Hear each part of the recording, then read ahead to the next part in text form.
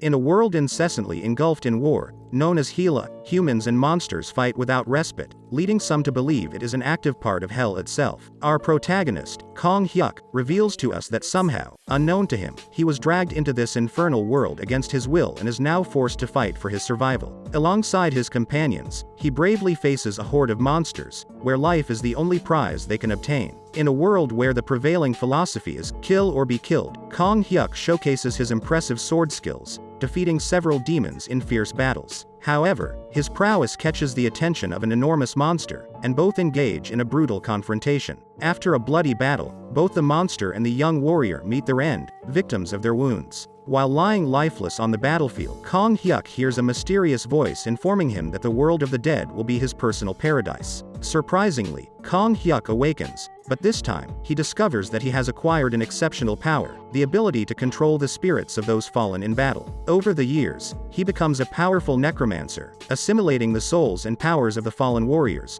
making him one of the most respected and feared beings in Hela. One day, a portal opens, offering Kong Hyuk and his brother the opportunity to return to Earth, to their home. However, the necromancer decides to decline this opportunity as he has found a purpose in his life in Hela that he never experienced on Earth. His brother understands and respects his decision, and they bid farewell, one to return to the world they knew, and the other to continue his endless struggle. Time passes, and in the capital of Hela, where Kong Hyuk has built his imposing castle, he sits on his throne in a state of lethargy. But this lethargy is interrupted by the arrival of Desmond Rodrich, the spirit of death and assistant to Kong Hyuk, who delivers disturbing news: his brother has passed away on Earth. The news awakens our hero, who demands more details from Desmond about what happened to his beloved brother. Desmond, whose ability allows him to sense the souls of all living beings, both in Hela and on Earth, informs his master, Kong Hyuk, that he had been monitoring the state of his brother's soul as per his orders. He noticed that suddenly the young man's soul disconnected from Earth, which can only mean that he has died. Kong Hyuk requests evidence, and Desmond shows him an image of his brother's soul,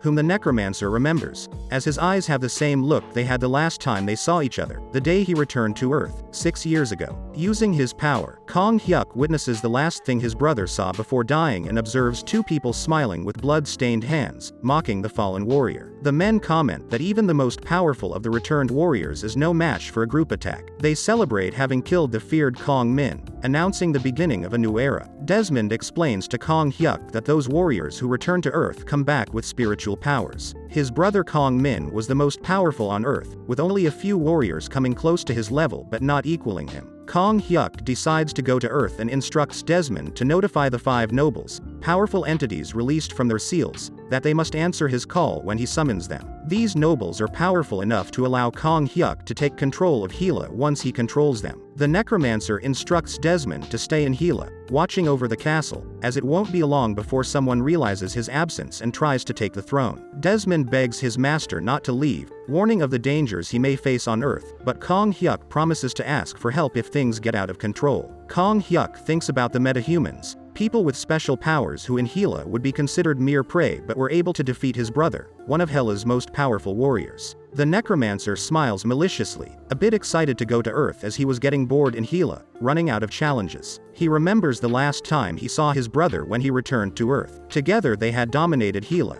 but Kong Min asks him if he still feels nothing, revealing that our protagonist lacks the ability to feel or express many emotions, which gave him an advantage on the battlefield as he literally didn't care about anything except his brother. Kong Hyuk crosses the portal to Earth and can still communicate with Desmond, who informs him that his powers haven't diminished as the mana is dispersed in the atmosphere. However, he warns him that this is not the same Earth it was 16 years ago. It is now inhabited by superhumans with magical abilities, controlled by different guilds that fight in various dungeons against a wide variety of monsters. Kong Hyuk appears in front of the guild building and decides to pay them a visit, preparing to face this new and challenging scenario on Earth. 16 years ago, when different portals opened around the globe and dangerous monsters arrived on Earth, along with them came humans who had been transported to those same dimensions. These humans were called returnees because they came back with great powers. In the present, in Gangnam District, our hero stands in front of the Hunter Association's offices, convinced that the association must have already learned about his brother's death, as he was the most powerful of all the returnees. Kong Hyuk introduces himself to the office receptionists and demands to speak with someone who knew his brother. The receptionists recognize the name Kong Min, as he was the strongest returned in the world, and they ask the mysterious young man dressed in black about his relationship with him. Kong Hyuk identifies himself as Kong Min's brother, and while one of the receptionists seems surprised, the other recognizes him as Kong Min's older brother, who decided not to return to Earth and went in search of a representative from the association. Kong Hyuk finds it curious that his brother didn't hide the fact that he had a blood relative, but he is glad to know that he didn't reveal too much information about his powers. Suddenly, a tired man arrives at the reception, informed that a supposed brother of Kong Min showed up and ran down the stairs because he didn't have time to use the elevator. The man introduces himself as Wang Sangwik, head of the Accident Investigation Department of the Korean Hunter Association. Kong Hyuk, not very familiar with manners, gets straight to the point and demands to see his brother's body, which doesn't sit well with Wang Sangwik, as he thinks that this stranger, being the brother of the world's strongest hunter, also believes himself to be powerful. Wang Sangwik tells him that there will be time for that, as they first need to verify if they are really related, which offends our hero, who doesn't understand why he has to confirm his identity. Wang Sangwik invites Kong Hyuk inside and explains that as the world's most powerful hunter, Kong Min was entitled to a vast fortune. Since his death, there have been many people who claim to be his relatives, but all were exposed as frauds. Therefore, Wang Sangwik asks Kong Hyuk if he's willing to undergo a genetic test to prove their relationship. Kong Hyuk successfully passes the genetic test, and there is no doubt that he is the brother of the famous hero. Wang Sangwik's attitude changes, and he becomes more cooperative, telling our hero that he should change into more comfortable clothes. Kong Hyuk puts away his armor and dresses in civilian clothes. His presence has drawn the attention of many people in the building, and he has become the main topic of conversation for the day. Wang Sangwik informs our hero that he has notified the guild president about his presence and, in the meantime, has been authorized to provide Kong Hyuk with all available information about his brother. As Kong Min was a first-class hunter and the best of all, the files on his missions are massive, so it will take time to gather them. However, he hands over a special file that is what our hero had requested. Seeing all the files that exist about his brother, Kong Hyuk asks Wang Sangwik if the organization was spying on his brother, but the bureaucrat responds that while they don't consider it surveillance, the organization often keeps track of the activities of their hunters, especially those as powerful as his brother. Kong Hyuk wants to know what his brother was doing on the day of his death,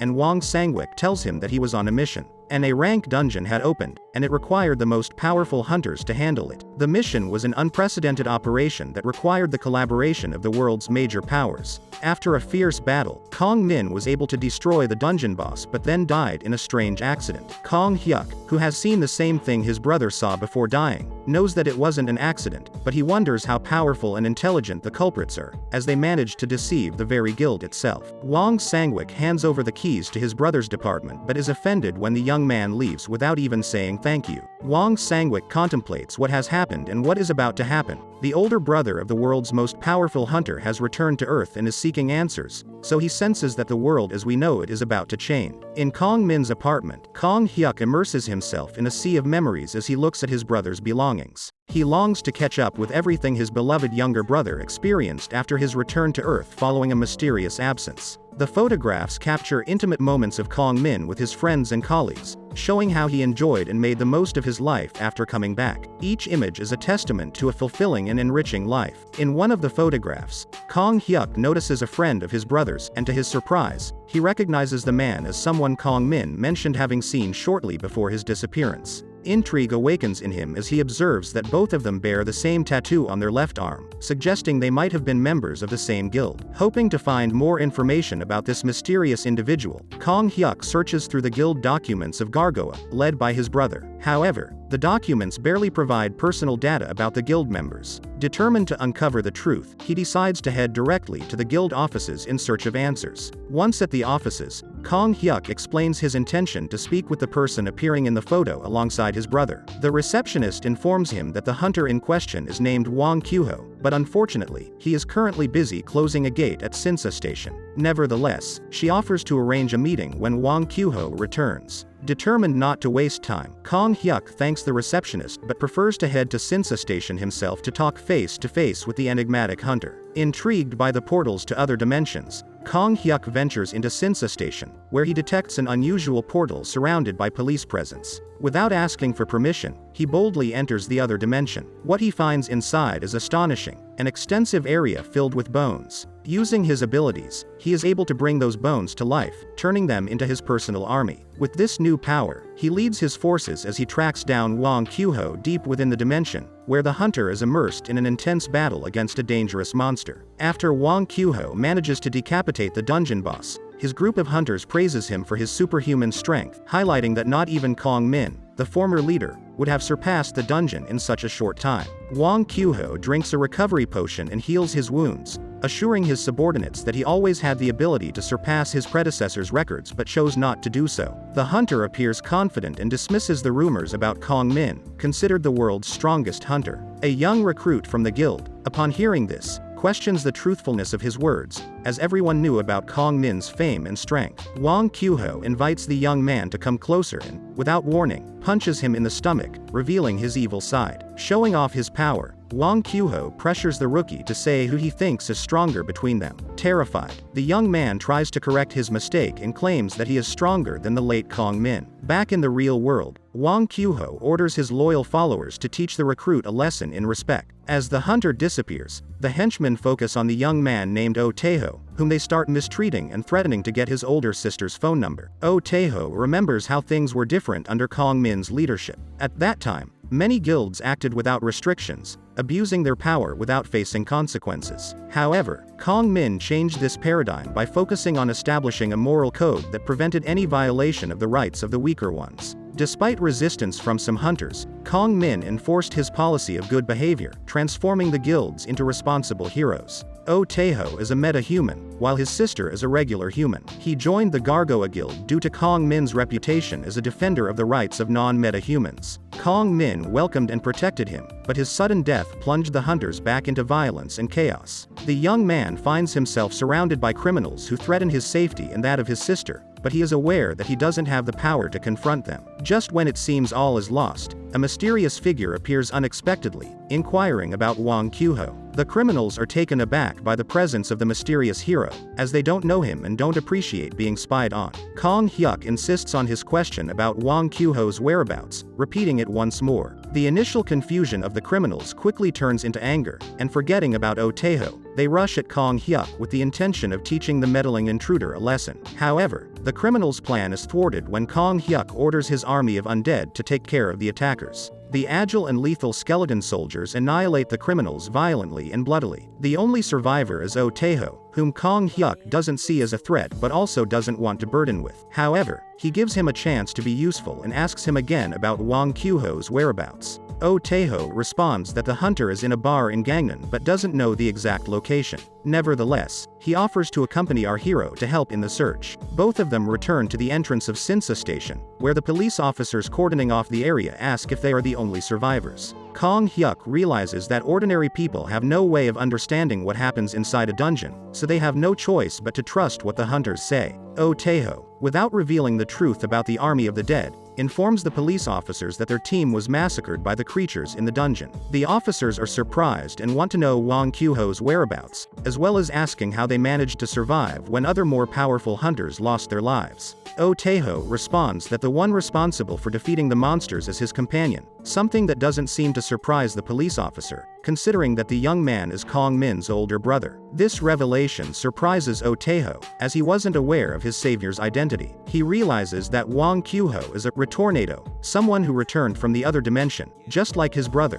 the first one in years since Kong Min was the last of the metahumans to come back from the other dimension. This explains his power, as in addition to having natural abilities, his time in Hela strengthened them, and considering all the extra time Kong Hyuk spent in the other world, his power must be immeasurable. The guild representatives call Oteho's attention, who was distracted, and ask where Wang Kyuho is. The young man replies that the current leader of his guild left the dungeon earlier and left his men to inspect the rest. It was there that they were attacked by a creature, and only he survived because Wang Kyuho came to the rescue. The representatives consider Wang Qiuho leaving his men behind to be somewhat dishonorable, as he used to be a very polite and reliable person, but has become dangerous since the death of his leader. They also express concern because since Kong Min's death, there has been a power vacuum, and many hunters have wanted to take the leader's place, some with questionable methods. This leads them to fear that these powerful warriors will soon lose control. Having nothing more to explain, the two hunters leave while the guild representatives note that the only survivors of the Gargoa Guild are Wang Qiuho and Oteho. The representative asks our hero if he wants them to include his name in the report, but Kong Hyuk replies no, with a coldness that freezes the representatives, who comment among themselves how different his personality is compared to his brothers. Later, Kong Hyuk and Oteho arrive at a club in Gangnam, where Wang Qiuho might be, although the blonde-haired young man tells our hero that he's not sure if he'll be there, but if not, he can guide him to other clubs that the hunter frequents.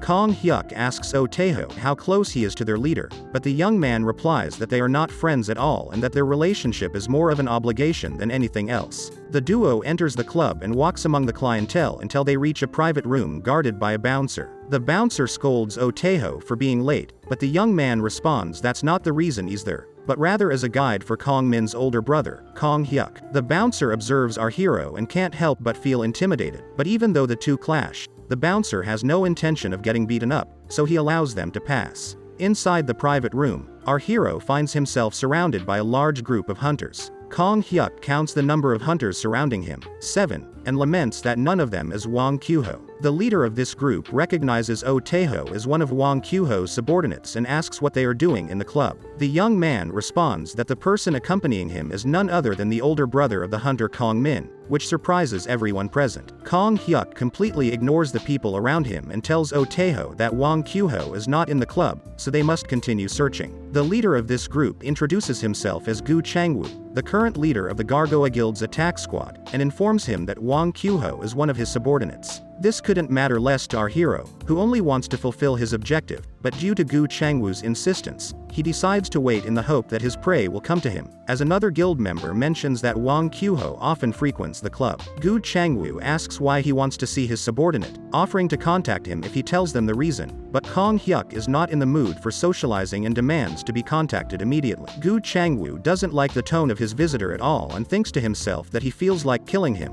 but he prefers to give him the benefit of the doubt, as he is a retornado. The guild leader asks our hero to take a seat while his men find out the whereabouts of Wang Qiuho. Kong Hyuk takes a seat, not fully trusting these people, reminding himself that he is not there solely to deal with Wang Qiuho, but with anyone who had something to do with his brother's death, either directly or indirectly, and from what he sees, no one in that room inspires confidence. Nevertheless, he decides that for now, he will limit himself to gathering information. Gu Changwu quickly decides to adopt a friendlier tone with our hero and tells him how honored they are to have the older brother of their former leader visiting them. Kong Hyuk, who is not in the mood for conversation, asks him to tell him everything he knows about Wang Qiuho. The man, annoyed by not being able to penetrate his armor, tells him that he doesn't have much to tell, as while they are not on bad terms, he also doesn't know him well enough to share personal details. Meanwhile, another hunter talks to Oteho and asks what happened to the other hunters who went with him to the Sinsa dungeon. Oteho knows exactly what happened to his comrades, but he can't reveal the truth, as that would likely cost him his life. He also can't lie to the guild members, as that would have the same result. Oteho tells them that his squad died in the dungeon, fighting against a monster. The other hunters don't believe him, as Wang Qiuho reported that he had destroyed the dungeon boss and left his men cleaning up the rest. Therefore, clearly one of them is lying, and it's not Wang Qiuho. Oteho insists that his version is true and that he survived thanks to Kong Hyuk's help. Gu Changwu asks Oteho what our hero's ability is,